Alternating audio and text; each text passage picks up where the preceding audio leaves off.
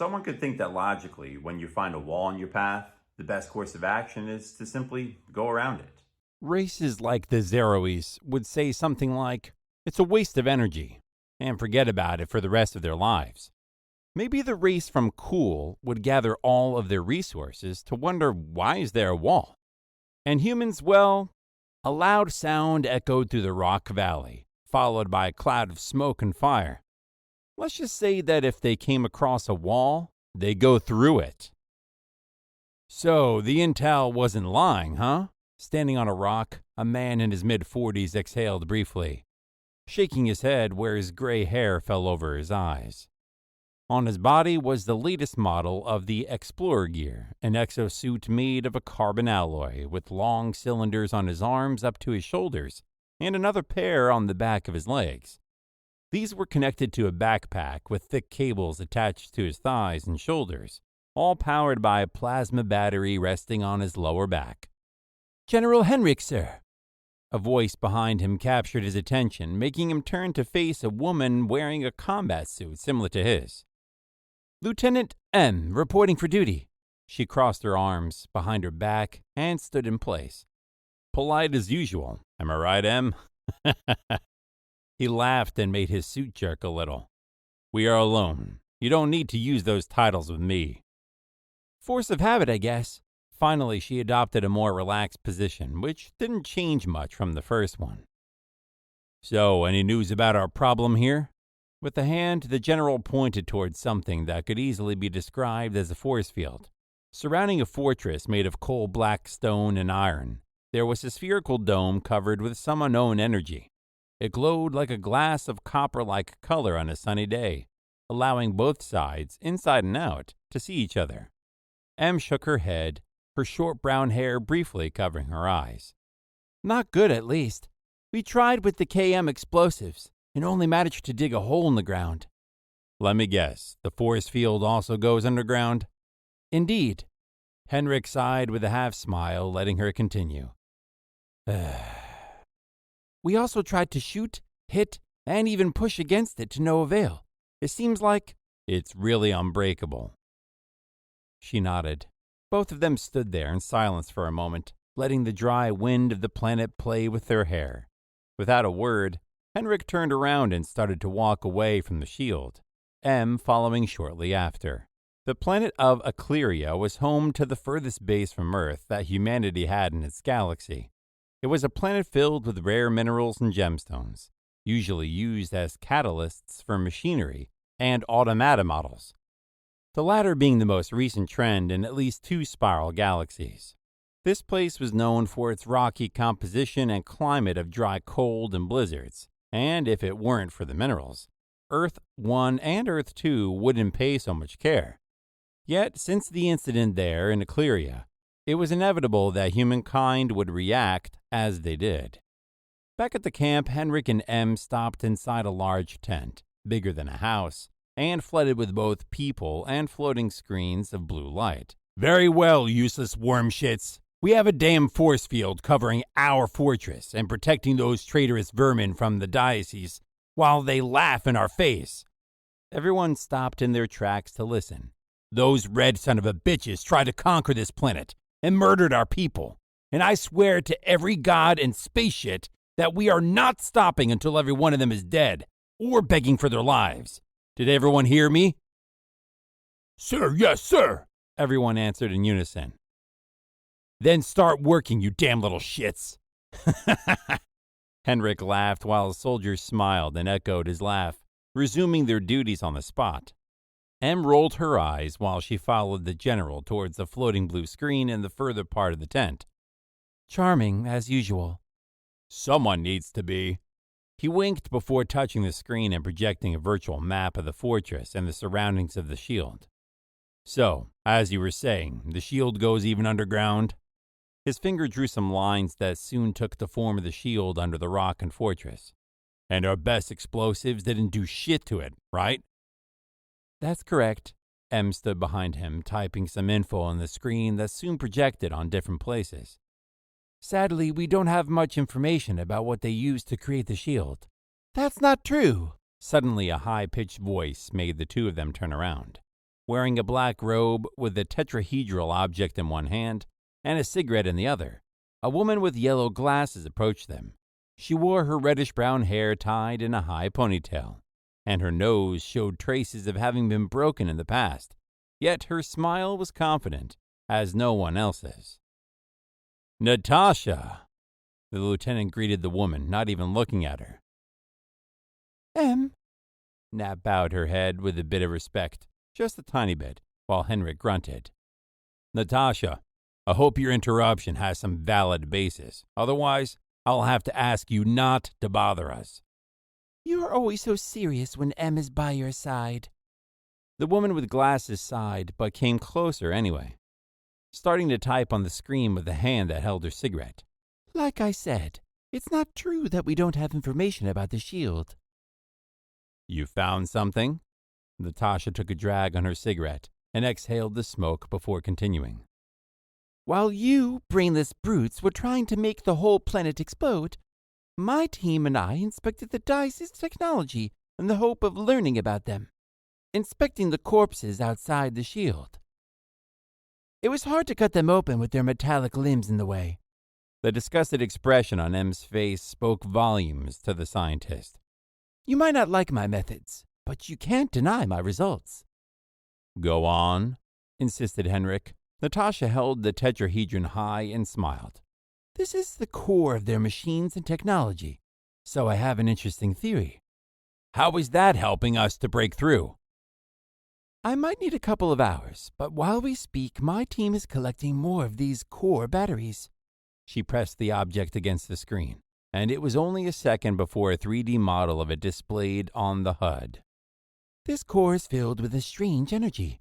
Its origins are still unknown to me, but a quick test showed me that it resonates at a frequency similar, but lower than the shield." "They have the same energy? Is that what you're saying?" Despite her dislike towards Nat, Em was starting to get into the explanation. "It seems so." With a few traces of her finger, the scientist started drawing cubes and spheres that soon fused together. "The quick test also showed that the energy works in a similar way to our electricity, but on a larger scale." Smiling, she faced Henryk. "General, have you ever wondered what would happen if we gathered hundreds of these cores and condensed their energy?" Both Henryk and Em exchanged a look, the realization of the words slowly sinking in. After a minute, the general smiled. "How long?" "Tomorrow morning." "Good. Let's get to work then." Despite being a planet with two distant suns, the days and nights of Ecliria were cold and freezing, but inside the shield, the temperature remained warm for the deices. Alien beings with long metallic-like limbs and organs with a pointy tip of a tetrahedron showing on their chests. The few places without technology revealed deep reddish skin as dry as the air. Despite some human-like features, the most distinct aspect was their faces, round like a perfect sphere with two black orbs on the sides and a cone-shaped mouth with small pointy teeth at the edge. In the control center, there were only 3 deices. 2 of them were typing into the screens with dozens of fingers at the same time, while the remaining one looked through a large window that allowed him to see the inside of the shield and everything that extended outside of it. "Any news from the ships at the outer edge?" "No, sir. The humans have our communication systems cut." "How many soldiers do we have left?" 206 units, 5 technodroids, and the electroplasmic pulse cannon still has a few shots in it." The deices at the window emitted a low and guttural grunt, his arms shaking slightly. "Tell all the units to stay alert. The first human assault was ruthless, and we lost most of our troops. So right now, we can only resist and hope that the fleet of the outer edge notices our lack of communication and sends reinforcements." "Sir," called suddenly the deices that had remained silent until now, We have something on the scanner." The one in charge quickly closed the gap between them and looked at the screen. "The humans are moving." "What?" On the blue light, several red dots appeared, moving at a quick pace towards the shield. "Are they planning to attack again?" Typing on the screen, he turned on the alarm system, and a siren began to sound throughout the facility. "Put all the troops on alert, and tell them to be prepared. The humans don't know when to stop, huh?" With our shield up, we don't have to worry about an attack, commented the first one. The integrity of the field is still at 100%. They can't get through. Not even the Lazius were able to damage it. Still, you must never underestimate your rival. The DSC's commander took from a shelf his weapon, a long spear-like gun, with 2 dual blades on the tip and the cannon in the middle. The whole weapon glowed with a soft orange light, like veins of a strange mineral. As the commander grabbed the weapon, his techno-arms buzzed with the power infused by it, suddenly feeling invigorated and energized. Let's show these hairless animals how futile their attack is. Over the years within the galaxy ruled by Earth 1 and Earth 2, one of the things that had made humans famous was their amazing creative capacity for almost anything. While other races reveled in following a style, culture, and customs, humanity was the most mutable among them, which had earned them the nickname of change beings among other races. Unfortunately for the deities, that creativity shone brightest in times of struggle and war. As members of a neighboring galaxy, little did they know about human history, leading an army of nearly 10,000 units in almost 50 bipedal mecha suits. Henryk rode in an anti-gravity speeder to the front. The aircraft was a platform with 4 cylindrical engines in each corner of the rectangle, carrying at least 24 men and women in exoskeletons, weapons loaded and ready. The most notable feature on the speeder was a generator-like mixture of cables, circuits, and dozens of large energy cells that emitted the same brightness as the tetrahedrons obtained, fused and connected to the single weapon of the ship. Beside the general, M proudly carried a long triple-barreled Sickler rifle with integrated plasma ammunition. On the other side, Natasha was smoking with a smile from ear to ear while she finished typing some variables on a portable tablet. Are you sure this will work? The scientist shrugged. I'm 67% sure about it. What? M had to use all of her self-control to not choke Natasha right there. Hey, don't look at me like that. If we had some living deities with us, I could raise the chances up to almost 75%. But since you killed them all, this is what I can do with what I have. You little... M. Henryk cut her off mid-sentence. Now is not the time to discuss. We have a mission ahead. Sorry, muttered the soldier, regaining composure. The weapon is ready? Nat nodded, giving the ship's barrel a gentle pat with a cocky smile. It's not a weapon, sir. I like to call it the hole maker. Do us a favor and lose your sense of humor. Sir, with all due respect, do us all a favor and find one. No other words were spoken. They stopped at a safe distance, the entire army reaching a complete halt a second later. With a quick glance through her scope, M scanned the inside of the barrier. They're waiting for us, weapons ready and in position. I didn't expect less. Filling his lungs with dry air, Henryk turned to face his army. Soldiers of Earth, be prepared as we today will show these shitty deities why we are the rulers of this galaxy. With a confident smile, he pointed his gun towards the copper-like shield. As we were made to inherit the stars. The Earthlings roared, a thunderous scream that made the ground shake. Come on, Nat, show them what we are made of. Just as if she was waiting for that, she typed on her pad, and the ship's weapon started to shake slightly and hum like a bee, the cables glowing with the energy of the tetrahedrons, flowing and condensing at the bottom of the gun. The soldiers roared louder and louder, their voices like a war horn. Weapons 100% loaded, ready to shoot. Make them taste hellfire. Sir, from inside the shield, one of the deities reading the screen in the control room blinked a few times as his commander approached. We are receiving readings of a high concentration of energy outside the shield. Is it concerning? As far as we know, no human gun could penetrate our shield. The DC's commander tightened his grip around his weapon. Well, if I'm not mistaken, the readings show that it comes from an energy very similar to ours. It has a particle synchronization close to that of our shield. What? What do you mean by that? He sprinted down the hallway once the realization hit, but it was too late. Fire! There was a flash of light. The entire ship shook, and the floor trembled beneath their feet like a powerful earthquake. A single shot emerged from the barrel and struck the shield. The roaring of colliding energy filled the air. and smoke and rocks flew into the sky, momentarily blocking vision for both sides. It was as if the world had held its breath, waiting for a decisive answer. Then, bit by bit, the cloud of smoke dissipated, and no one could contain a grimace of astonishment. Like a broken window, the shield had fractured and shattered at the impact zone, creating a gap several meters in length and height. It even seemed that the shot had done more than just breach the defense. The inner courtyard was completely razed and blackened by the fire. What was that saying? Natasha, smiling, lit up a cigarette. If you can't beat 'em, join them? She took a drag and continued. But this is my own take on the saying. I hope you like the show. I'll leave the rest in your hands. With a soft pat on both M's and Henryk's shoulders, she walked away with her hands in her pockets. The general and lieutenant exchanged a glance, their eyes ablaze with determination. The third roar marked the beginning of humanity's second assault. Inside the control room, chaos reigned as the Diese commander and his subordinates tried to make sense of the situation. The sudden breach had thrown them into disarray.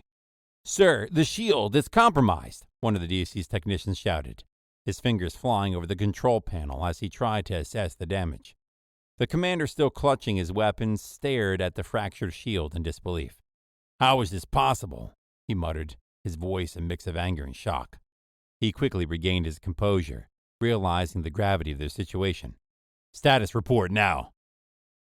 The energy readings indicate a foreign technology similar to ours, but more concentrated, another technician replied, his multiple fingers tapping frantically on the console. The integrity of the shield is down 40%, and there's a massive breach in the courtyard. "Prepare all defensive units immediately," the commander barked, his voice cutting through the panic. "Activate the secondary shields around the core facilities and redirect all available technodroids to the breach site." The Diese soldiers, already alerted by the initial siren, began mobilizing. Their metallic limbs clanked as they moved swiftly to defensive positions, weapons at the ready. The commander grabbed his spear-like gun, its orange veins pulsing with energy, and headed towards the breach. "Hold the line," he ordered. "We must prevent them from advancing any further. Engage the humans with full force and push them back." Henryk observed the breach through his scope, a determined look on his face. "This is it," he said to M, who nodded in agreement. "Prepare for the assault. We need to hit them hard and fast." The humans had planned meticulously for this moment. As the dust settled, Henryk raised his hand, signaling the start of their attack. "Move in! Forward units! Provide cover fire! Mecha suits, brace for the impact!" The anti-gravity speeder surged forward, followed by the bipedal mecha suits and infantry units. The mecha suits towering over the soldiers were armed with heavy plasma cannons and missile launchers on their shoulders. They formed the vanguard of their assault, their steps causing the ground to tremble. The DCs didn't waste a single second and started to shoot with their spear-like guns. Projectiles similar to burning embers emerged from their cannons at high speed, claiming the first lives of the second assault. "Mecha units, target the secondary shield generators," Henryk commanded. "Infantry, follow and secure the perimeter. Don't let them stop us." The mecha suits fired their plasma cannons, bright yellow streaks of energy slamming into the Diese defenses. Explosions rocked the courtyard as the secondary shield generators flickered under the relentless barrage. M, with her triple-barreled cycler rifle, led a squad of soldiers through the breach. "Keep moving! Don't give them a chance to regroup!" she shouted, her rifle spitting plasma rounds at any Diese who dared to stand in their way. Natasha, having finished her calculations, stayed at the back of it all, coordinating the attack with her tablet that showed an aerial view of the battlefield. "Deploy the EMP drones," she ordered through her radio, her fingers dancing over the screen. Small disc-shaped drones shot out from the speeder, heading towards the Diese technodroids. Upon reaching their targets, the drones emitted powerful electromagnetic pulses, disabling the alien machines in a display of electricity and shaking limbs. The human forces advanced with relentless precision. Mecha suits targeted key defensive positions, while infantry units secured strategic points, ensuring no escape routes for the Dieses. The coordinated assault left the aliens with little time to react, overwhelming their defenses with sheer firepower and tactical superiority. "Push forward! Secure the core facility!" Henryk's voice boomed over the battlefield. The human soldiers, emboldened by their initial success, pressed on with renewed vigor. The Diese, despite their advanced technology, found themselves on the defensive, struggling to contain the human onslaught with what force they had left. As the humans breached the inner defenses and secured the yard, the Diese commander knew they were in dire straits. "Fall back to the inner sanctum," he ordered, his voice filled with urgency. "We must protect the core and central shield at all costs." But it was clear the humans had gained the upper hand. Their ingenuity and determination had turned the tide, and the Diese were now fighting a separate battle for survival. As the commander and his soldiers sought the protection of the fortress, he activated the electroplasmic cannon with the click of a button. At the top of a massive rock, a machine with 4 long legs came to life, its systems vibrating and creaking as it stood up. Its body consisted of a square block of black, burnished metal, with thick cables emerging from its main part towards its legs and a long cylinder that sat right in the middle. Under the barrel of the gun, a reddish orb glowed slightly, serving as the eye of the mechanical creature. With a quick scan, it visualized the various human units approaching, data processing swiftly inside its advanced system. The machine emitted a low roar and, with slow, thunderous steps, pointed in the direction of the largest concentration of Earthlings. "Everyone, take cover!" Henryk shouted, diving behind a rock. The electroplasmic cannon charged energy, and then shot a beam of soft green light that completely destroyed a few mechasuits in a second, leaving behind only a burned hole in the ground. But the machine wasn't done. It readjusted its position to point towards another concentration of humans. "M!" Henryk shouted, the lieutenant poking her head out from behind a dead Diese. "Disable that thing before it turns us to mush!" "On it!" The short brown-haired woman gripped her rifle, nodding and rushing towards some nearby rocks, quickly moving out of the scan of the alien gun. She took a cylinder from her belt and pointed at the rock wall surrounding the fortress. A pointy tip was shot towards and stuck in the stone, connected to a metallic wire that she quickly attached to her belt, using it to help her climb up. Meanwhile, Henryk was shouting orders to his men, telling them to retreat a bit and stay covered, while the most unfortunate were reduced to ashes or thrown into the air by the explosions. In just a few seconds, almost 100 of soldiers were eliminated, leaving behind nothing but fire and dust. "M, finish it already! We don't have all day!" "What do you think I'm doing?" The woman finally reached the higher part of the rock and extended a tripod from her gun, laying on her belly while looking through the scope. Come on, come on, come on! Show me something," she whispered, scanning the whole cannon. The machine then shot again, and M saw a metal plate that retracted to the side, leaving an open space from which hot air and steam clouds could be seen coming out, closing a few seconds later. A cooling system? There was no time for more guesswork.